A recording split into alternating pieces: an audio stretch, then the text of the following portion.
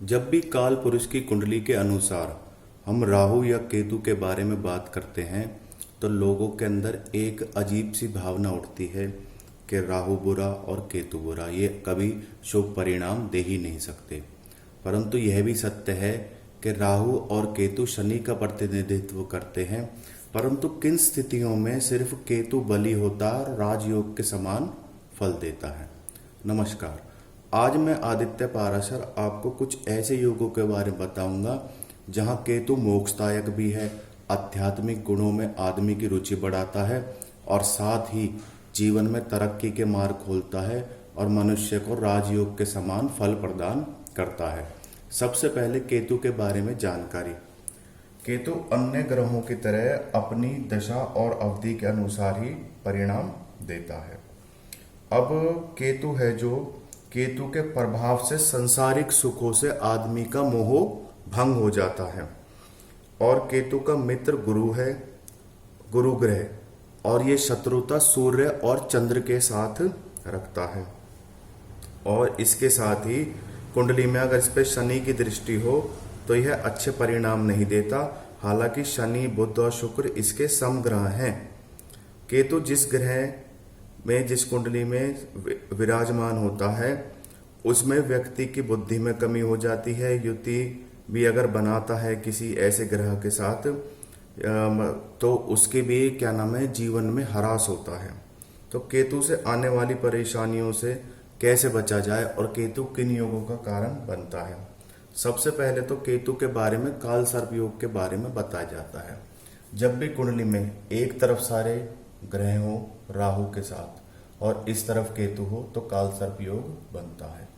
वैसे तो काल सर्प योग कई प्रकार का होता, पर तो यह जो काल सर्प योग है जहां केतु की स्थिति पूरी कुंडली में अकेले, जैसे इतने भाव में कोई ग्रह नहीं होता, सिर्फ केतु होगा या फिर सारी भाव ये खाली होंगे और राहु के साथ अन्य ग्रह होंगे।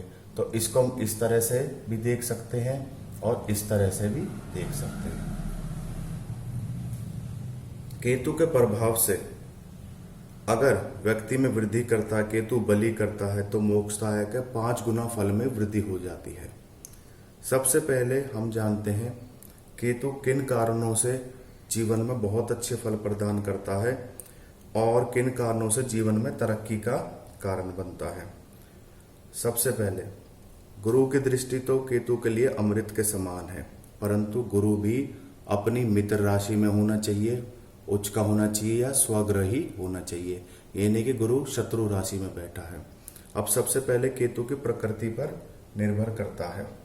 केतु जो सबसे अच्छा फल प्रदान करता है वह 3रे भाव में, 5वें भाव में, 8वें भाव में, 9वें भाव में और 12वें भाव में फल प्रदान करता है। अगर यहाँ पर केतु पर गुरु की दृष्टि है तो 3रा भाव में किस प्रकार के परिणाम केतु हमें प्रदान करता है, क्योंकि केतु के मित्र केवल देवगुरु बृहस्पति हैं। केतु के जो मित्र ग्रह हैं वह देवगुरु बृहस्पति हैं। ये केतु के मित्र हैं गुरु। इसके अलावा जो केतु के शत्रु ग्रह हैं, शत्रु ये सूर्य और मंगल से शत्रुता का भाव रखता है विशेषकर। और इसके अलावा आपके शनि, बुध और शुक्र सम है। शनि, बुध और शुक्र सम है। और बात रही राहु की तो ये एक दूसरे के पूरक हैं, एक दूसरे के सहायक ग्रह हैं। परंतु जो राहु और केतु की प्रकृति है वह अपने ऊपर निर्भर नहीं करती, वह डिपेंड करता है कि वह किस समान फल देंगे और कब देंगे, स्वतंत्र रूप से फल नहीं देते। सबसे पहले जब भी केतु आपके 3रे भाव में हो और गुरु की दृष्टि हो तो गुरु की दृष्टि केतु पर कहां सर होगी। सबसे पहले हम गुरु की दृष्टि ज्ञात करते हैं।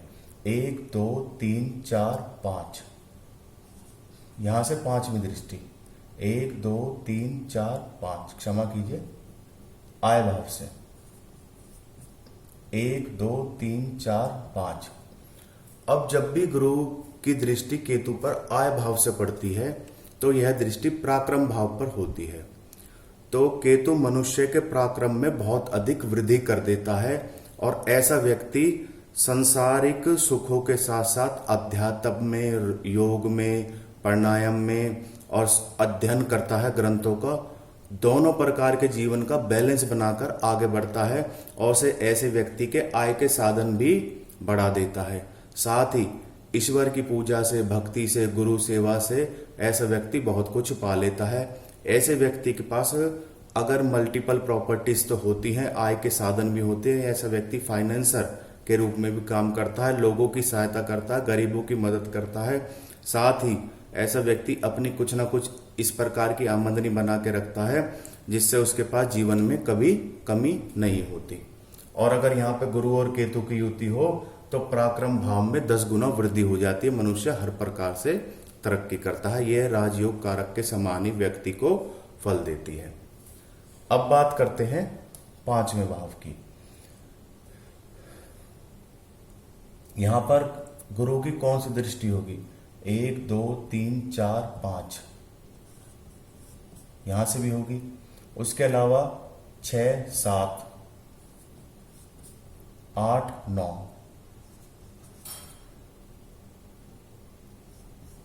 1 2 3 4 5 6 7 8 9 1 2 3 4 5 और 1 2 3 4 5 6 7। इससे पहले जो मैंने बताई थी गुरु की सिर्फ 5वीं दृष्टि बताई थी पराक्रम भाव पर, और किसी भाव से गुरु की दृष्टि नहीं बताई थी, क्योंकि और भावों से इतना अच्छा फल प्राप्त नहीं होता कि न्यूट्रल, मतलब ना तो अच्छा ही होता ना बुरा ही होता, और आय भाव से सबसे अच्छा फल प्राप्त होता है।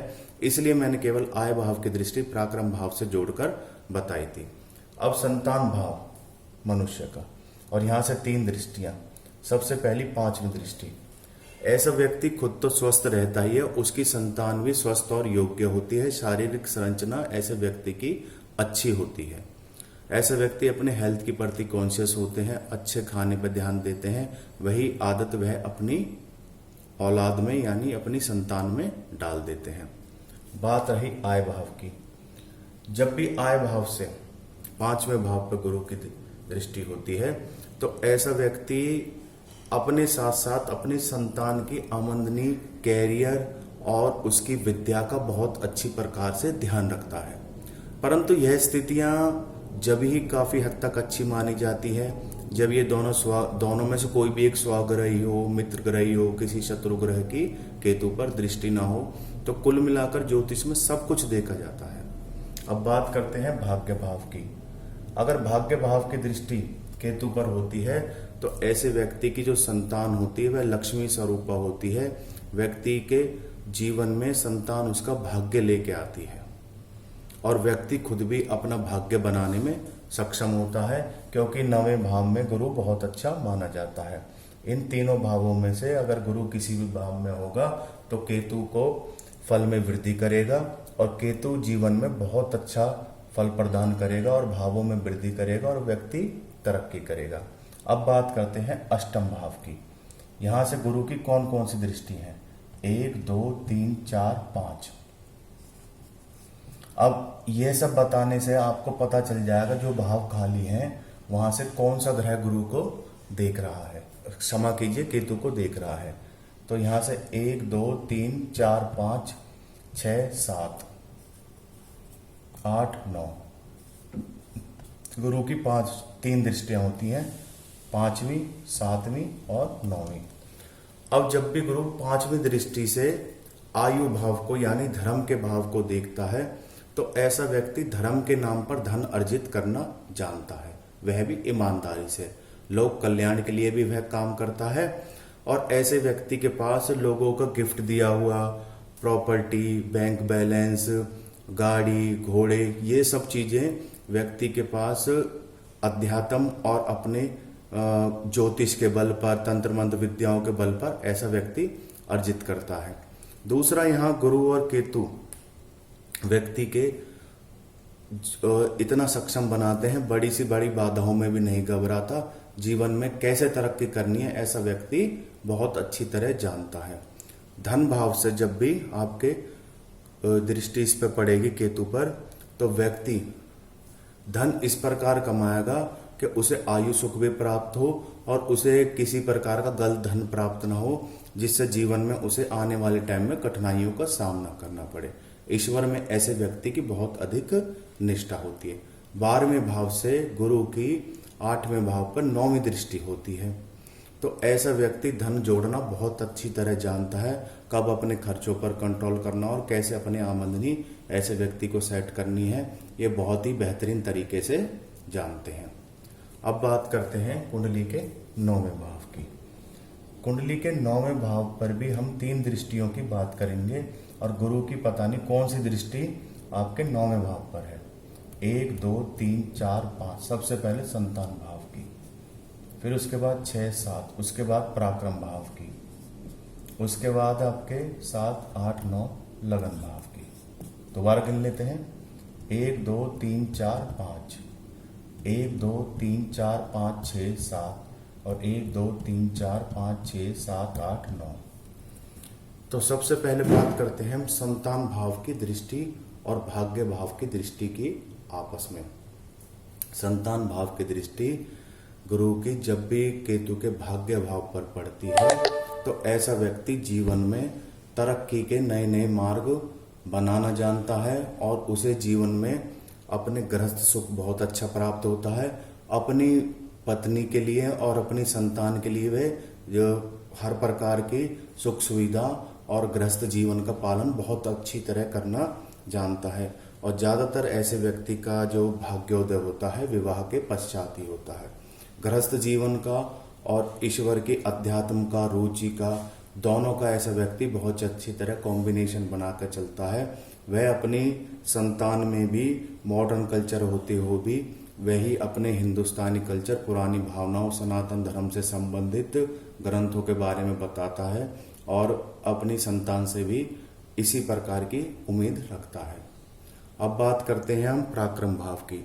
जब पराक्रम और भाग्य भाव मिल जाते हैं आपस में तो व्यक्ति को थोड़ी सी मेहनत से ही बहुत कुछ प्राप्त होता है।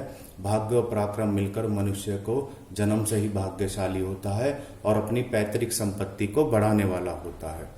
कुल मिला के भाग्य और पराक्रम भाव दोनों मिलकर मनुष्य को बहुत कुछ दे देते हैं अगर इनमें से राहु, क्षमा कीजिए, केतु और गुरु आपस में जुड़ जाएं, यानी दृष्टि भाव से। अब बात करते हैं आपके लगन भाव की। लगन और जब भाग्य भाव जुड़ते हैं तो ऐसा व्यक्ति निश्चित रूप से खाने पीने का, अच्छे खाने पीने का शौकीन, सात्विक भोजन का शौकीन और अध्यात्म में रुचि लेने वाला और जन्म से भाग्यशाली, पैतृक संपत्ति को बढ़ाने वाला, माता पिता गुरु की सेवा करने वाला, ज्योतिष, गुप्त विद्याओं का जानकार और जीवन में हेल्थ से संबंधित, मतलब खाने पीने से संबंधित हाइजीनिक वस्तुएं जैसे खाद्य वस्तुओं में जो जैसे फल, फ्रूट, मेवा, इन चीजों का व्यापार करता है तो उसमें वह सफलता हासिल करता है। अब बात आती है आपके 12वें भाव की। यहाँ पे गुरु की कौन कौन सी दृष्टियां हैं? 1 2 3 4 5 6 7 8 9, 3 दृष्टियां गुरु की हैं, 5वीं 7वीं 9वीं। ये 1 2 3 4 5 और यहाँ से 1 2 3 4 5 6 7 और यहाँ से 9वीं दृष्टि। अब इन तीनों भावों में मिले जुले से फल प्राप्त होते हैं, उसका मैं आपको संक्षेप रूप में वर्णन कर देता हूँ। इन तीनों में से अगर आपका सुख भाव में हो तो ऐसे व्यक्ति को माता का सुख प्राप्त होता है। वह अपनी माता को भगवान स्वरूप मानता है, उनकी सेवा करता है और इसी भाव के कारण उसे जीवन में तरक्की मिलती है। सब प्रकार की सुख सुविधाएं, धन अर्जन करना, लग्जरियस लाइफ, गाड़ी घोड़े, भूमि से संपन्न होता है, अपने दम पर अपने मकान का निर्माण करना जानता है। छठा भाव यानी ऋण, रोग और शत्रु का भाव। तो ऐसे व्यक्ति के शत्रु उसका सामना करने से भी डरते हैं क्योंकि ऐसे व्यक्ति की पॉलिटिकल अप्रोच और समाज में दबदबा बहुत अच्छा होता है। अगर वह किसी से धन लेता है तो अपनी जुबान का पक्का होता है, समय पर उसका धन लौटा देता है और ऐसे व्यक्ति को किसी प्रकार का रोग नहीं होता क्योंकि वह योग और आयुर्वेद का प्रयोग करना बहुत अच्छी तरह जानते हैं। तामसिक भोजन से ऐसे लोग बचे रहते हैं। इनमें शराब आदि के ऐव नहीं होते। और धन अर्जन की बात रही तो बहुत अच्छी तरह ये जानते हैं। जहाँ तक 8वें भाव से दृष्टि जब भी केतु पर पड़ती है, 9वीं दृष्टि, तो ऐसा व्यक्ति आयु सुख भोगता, निरोगी रहता है, जीवन लंबा होता है और दिनों दिन आने वाली पीढ़ियां का भी सुख भोगता है। और धन अर्जन करने में जैसे जैसे उसकी आयु बढ़ती है उसके धन में भी वृद्धि होती है। तो ये मैंने आपको केतु से और गुरु की दृष्टि से होने वाले राजयोगों का बारे में बताया। परंतु हाँ, हमें सावधान रहने की जरूरत है। जहाँ सूर्य और मंगल की दृष्टि केतु के किसी भी भाव में हो तो व्यक्ति को उस भाव को कमजोर कर देती है। कहीं ऋण, कहीं दुख, कहीं संघर्ष में कमी, कहीं मेहनत, आलसी, तामसिक भोजन खाना, शराब आदि व्यसनों में डूबना। तो सूर्य और मंगल और केतु, तो इन तीनों ग्रहों के क्या उपाय करने चाहिए व्यक्ति को? सबसे पहले 1, 3 और 9 मुखी रुद्राक्ष पीले धागे में धारण करें। जिस दिन भी हो, अगर दृष्टि भाव से, युति भाव से सूर्य, मंगल, केतु कहीं भी आपस में जुड़े हों तो इन तीनों ग्रहों का गायत्री मंत्र पढ़े और इन तीनों ग्रहों से संबंधित उपाय जरूर करें। और इसमें आप नवग्रह स्तोत्र का पाठ जरूर करें जब भी किसी आप उपाय को करते हैं किसी ग्रह से संबंधित। वहीं अगर शनि की दृष्टि हो इस पर और आपके क्या नाम है बुध की हो और शुक्र की हो तो ये लगभग 50% तक ही प्रभाव इनका डामाडोल होता, बाकी प्रभाव इतना बुरा नहीं होता। पर विशेषकर